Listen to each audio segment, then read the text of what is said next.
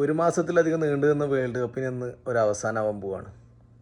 അങ്ങനെ 48 ടീമുകൾ 40 ദിവസത്തോളം കളിച്ച് അവസാനം ഫൈനലിൽ അർജൻറ്റീനയും സ്പെയിനും, ഇന്നലെ ഇംഗ്ലണ്ടും ഫ്രാൻസും കളിച്ച് ഇംഗ്ലണ്ട് 3-ാം സ്ഥാനം എടുത്ത്.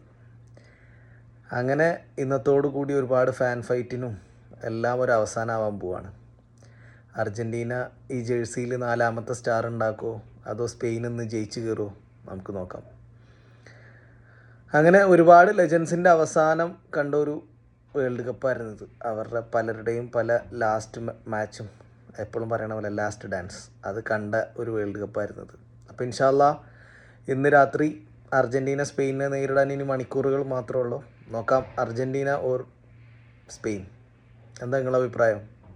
ഞാൻ പിന്നെ എൻ്റെ കുപ്പായം കണ്ട നിങ്ങൾക്കറിയാം ഞാൻ അർജൻറ്റീനൻ ഫാനാണെന്ന്. അപ്പം ഇന്ന് മെസ്സി ഗോൾഡൻ ബോളും തൂക്കും, ഇൻഷാ അല്ലാഹ് ഗോൾഡൻ ബൂട്ടും.